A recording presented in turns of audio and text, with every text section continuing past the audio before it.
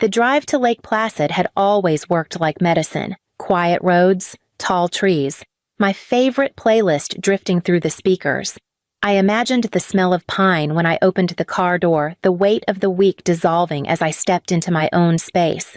Just 2 nights. Just me.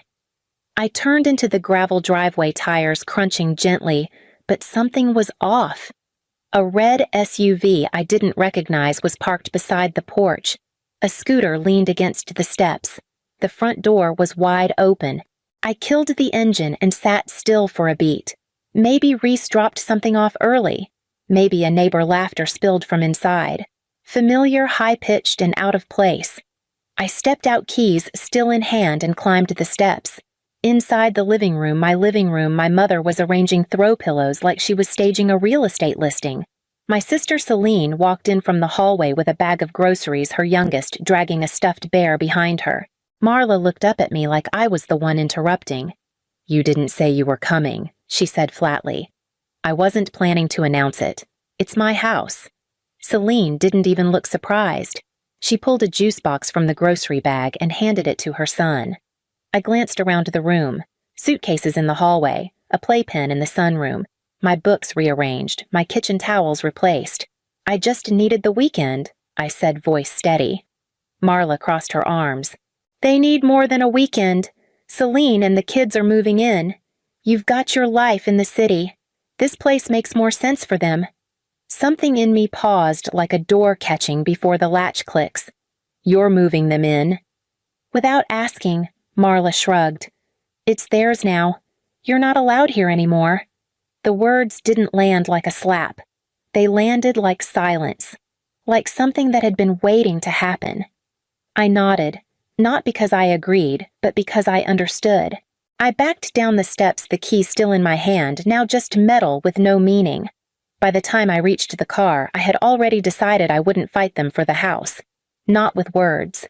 Back in the city, I kicked my shoes off by the door and sat on the edge of the bed without turning the lights on. The hum of traffic outside felt jarring after the quiet of Lake Placid. My fingers still gripped the useless key warm from my palm.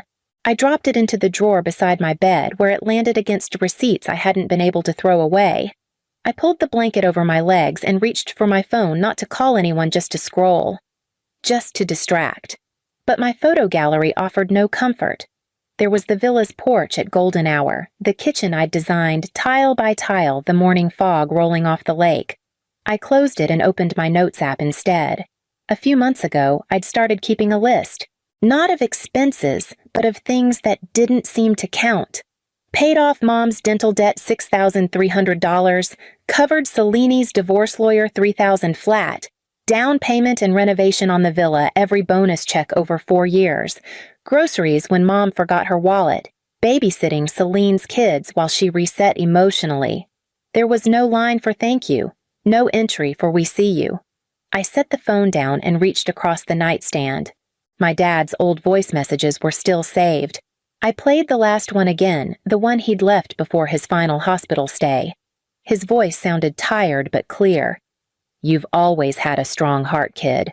Don't let them confuse it for a bottomless wallet. And don't teach them that kindness means silence." I leaned back and stared at the ceiling. If he were here, he'd have stopped them before they carried the first box inside. But he wasn't, and I hadn't.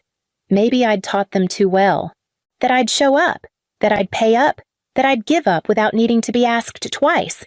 But the silence that followed this time didn't feel like surrender. It felt like planning. I reached over and opened my laptop, not to look at family photos, not to reminisce. I typed in the name of the attorney who'd helped me buy the villa. I'd been the responsible one since I was 9, not the oldest, just the one who never dropped the ball. When the electric bill was overdue, I figured out how to call the company from the landline and ask for a payment plan. When Celine lost her backpack, I gave her mine. When Mom forgot field trip forms, I forged her signature so I wouldn't miss the bus. By the time I turned 30, being the one who handled things wasn't a compliment. It was a sentence. I used to think they didn't notice, but they did. They just expected it. The last time I said no when Celine asked for help refinancing her car, I got 2 responses. Marla told me I was being selfish, that money made me cold. Celine texted, "You don't even have a family." What's it for? What was it for? I opened our message thread now, even though I knew it would sting. Marla's last text read, "They need it more. You're barely even there." I stared at those words. Not a question, not a request. A sentence carved like fact. I wasn't even a person in it, just a missing presence to be reassigned. What they called distance, I called breathing room. I'd built the villa because I needed a place that didn't ask, that didn't pull or shame or shift my worth depending on who needed what that week. And now they'd taken it as if all those years of showing up meant they were owed the one space I had made for myself. They'd forgotten something critical. I might have stayed quiet for years, but I hadn't stayed blind. I pulled up Lennox Hale's contact page and clicked Request Consultation. Then I attached a digital copy of the villa deed. Lennox Hale hadn't aged much since the last time I saw him. Still crisp shirt sleeves and sharp questions. He greeted me like I was another clean contract on his desk, not a woman 2 steps from severing her ties to her family. "I assume this is about the Lake Placid property," he said once we'd settled in. I nodded and slid the folder across the table. Deed copies, tax records, every invoice from the renovation. The folder was heavier than it looked, decades of quiet proof in paper form. "I want it secured," I said, "irrevocably. I want no one else to have access claim or leverage." He thumbed through the papers without speaking, then looked up. "Family matter?" I gave him a half smile. "Something like that." Lennox leaned back. "All right, we can transfer ownership to a nonprofit trust. I have clients who've done similar things, charitable housing orgs, ecological foundations. You retain lifetime use. They can't touch it without full legal pursuit, and even then, they won't win." I exhaled slower than I meant to. "We'll handle it cleanly." He continued flipping to a new page on his legal pad. "But document everything. Messages, voicemails, access attempts. Anything that shows coercion or intent. I've got screenshots," I said, "and a list." He glanced up. "A list of everything I've paid for, everything they say I don't need. Everything they forgot came from me." Lennox gave a small, satisfied nod. "Good. Because if this turns into a fight, we'll win it with facts, not feelings." I nodded and stood. "I don't want to fight." "No," he said evenly. "You want distance. That's harder to argue with, and more permanent." Outside, the spring air cut through my jacket, but I felt strangely grounded, not angry, not bitter. Just done. I pulled out my phone and opened the smart home app. Then I texted Reese. "You still good with Saturday? I've got a plan forming. We'll explain everything." Reese showed up in cargo pants and a hoodie that said "Trust issues about firewall enabled." He didn't ask many questions when I called, just asked for square footage and time frame. That's the thing about Reese. If you tell him the job requires creative deterrence, he starts loading his car with sensors and wires before you've explained who you're trying to keep out. We arrived just after noon on Saturday. The air was still damp from the night before, and the villa looked untouched, serene. Inside, nothing had been moved since I last left. They hadn't returned. Not yet. Full perimeter, Reese asked unloading gear. Every room, every entry point. If it moves, I want the house to know. He grinned like I'd given him a birthday gift. By late afternoon, we had motion detectors in every hallway, programmable LED lights rigged to strobe in randomized pulses, and speakers hidden behind vents and inside wall panels. The voice assistant was custom scripted to issue warnings, escalate tone and loop phrases like "unauthorized access detected" and vacate the premises immediately. Reese installed pressure-sensitive mats beneath the rugs. One step in the wrong spot, and water would gush from the faucets. Lights would flash, and a recorded message would declare, "This property is protected by responsive deterrence." You are not welcome. We tested it all, walking from room to room, watching it react like a sentient organism. It was brilliant, unsettling, legal. You know, Reese said adjusting a ceiling-mounted sensor, this is technically a smart home demo. Nothing illegal about home automation. It's just enthusiastic. I nodded, walking to the front porch. I hung the new sign beside the door Demo House Voice AI activated. Enter at own risk. It was clean, minimalist, and polished like a product launch. Not a threat. When we finished, Reese packed up and gave me a thumbs up. If they stay more than 3 minutes, I'll be disappointed. They won't. I watched his car disappear down the road before opening the app on my phone. All systems green, cameras live, triggers armed. The villa had always been mine, but now it had a voice that sounded an awful lot like mine too. I slid the phone into my coat pocket and turned back toward the door, already knowing who would come next and when. They pulled up right on schedule Saturday at noon. The live feed showed Celine stepping out first, holding a casserole dish like it was a housewarming gift to herself. Her husband, Craig, followed behind with a cooler and 2 of the kids both dragging overnight bags. Marla climbed out last, adjusting her purse and scanning the porch with narrowed eyes. The sign caught her attention immediately. She walked over, read it, and scoffed. Demo House Voice AI activated. Enter at own risk. I watched her lips move as she turned to Celine and said something. Celine laughed loud and dismissive. Marla reached up, grabbed the sign by its screws, and yanked it clean off the post. She tossed it to the side like garbage. "This is our house now," she said. Loud, like she wanted the porch to hear. They didn't knock. Craig used the spare key I hadn't realized Celine still had. They walked right in, smiles and jokes, kids already bickering about which room would be theirs. I sat in my apartment feet, tucked under me, phone in hand. Everything had been ready since Thursday. I'd tested the sequences, checked every sensor, every audio file. All I had to do was wait. I muted the feed and left for a walk around the block. By the time I got back, the kids were asleep in the guest room. Celine and Craig were curled up in the master bed like they'd earned it. Marla was in the sunroom with a magazine and a glass of wine that I'd bought.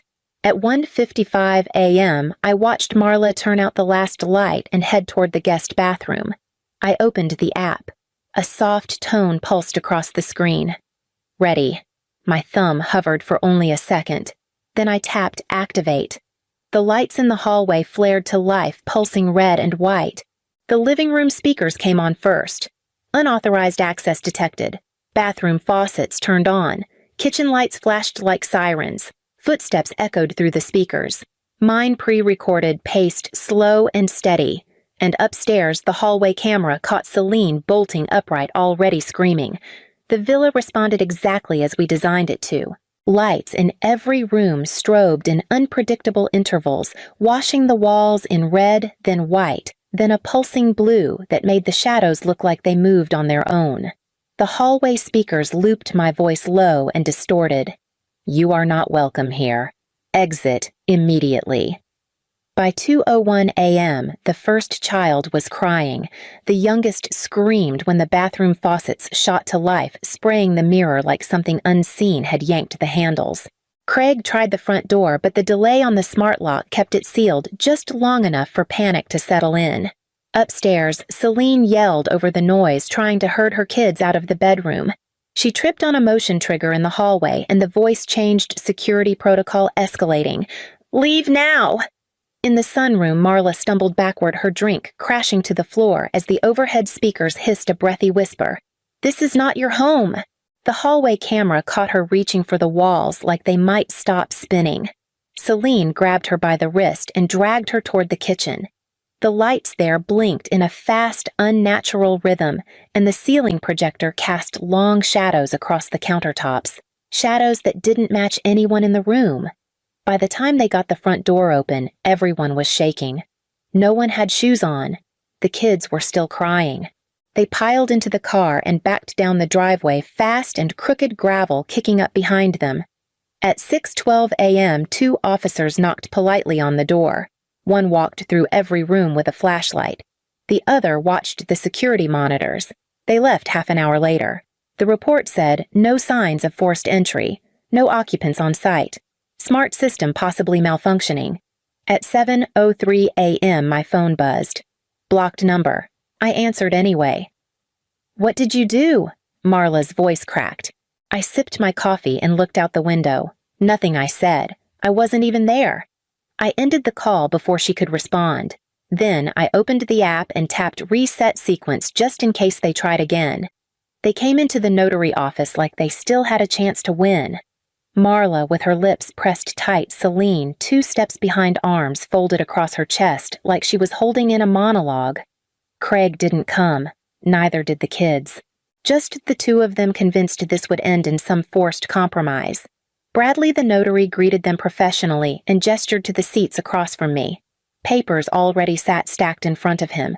He looked calm. I felt the same. Marla didn't bother with small talk. So, let's stop playing games. Celine leaned forward. We want to discuss next steps regarding the house. You've made your point. Bradley nodded and turned to me. I slid the top document toward them. The villa is no longer mine, I said evenly. Ownership was transferred 2 weeks ago to Eastview Housing Collective, a nonprofit that supports transitional housing for women. I retain lifetime access and no other party has any legal claim. Celine's mouth opened, but no sound came. Marla's face turned sharp. You transferred it, she hissed. I did. You'll regret this, Marla said. One day when you're alone and need us, I cut her off. You gave it away without asking. I just made it official. Bradley flipped through the next form explaining the time-stamped record of the deed transfer and notarized signature. Celine's eyes glazed over, but her hands clenched. You could have talked to us first, she said. We thought it was temporary. No, I said. You thought I wouldn't push back. You thought I'd swallow it like always. Marla stood up too quickly, knocking her chair back. That place was supposed to be for family. It was, I said quietly. But family doesn't strip the name off the door and pretend it was theirs all along. They left without another word. Bradley slid the remaining paperwork toward me for final signature. I signed, passed it back, and stood up. Thank you, I said. Outside, the air was clear. For the first time in a long time, I could breathe without bracing. I checked my phone. Nothing from Marla, nothing from Celine. Just a notification from the villa's security app. All systems idle. No activity detected. I arrived just after sunrise. The gravel crunched under the tires the same way it always had, but this time I didn't look over my shoulder. I didn't brace myself for who might be inside. The only car in the driveway was mine. The lock turned smoothly. The kind of quiet welcome that doesn't ask where you've been or who you had to become to get here. Inside, the air smelled like cedar and a little bit of dust. Nothing was out of place. I spent the morning pulling down everything Reese and I had installed. Motion sensors, strip lights, speakers tucked into corners, the projector in the hallway that once made shadows dance where nothing moved. I labeled each piece carefully, packed it into a box, and set it aside for return. The house didn't need to speak anymore. It had already said what I hadn't been allowed to. Loud enough to echo. I made coffee not because I needed the caffeine, but because the sound of the percolator had always made the place feel like mine. I used the mug with the chip in the handle, the one Dad used to call Lucky. He never explained why. He just smiled when it was clean again. Outside, the porch caught the early light. I sat in the chair he built, the one with the armrest that still creaked when you leaned too hard. I wrapped both hands around my coffee and let the steam blur my view of the trees. No one was shouting. No one was asking for anything. No one was waiting for me to cave. I wasn't proud of what I did, but I wasn't sorry either. They had come to take something I'd built alone.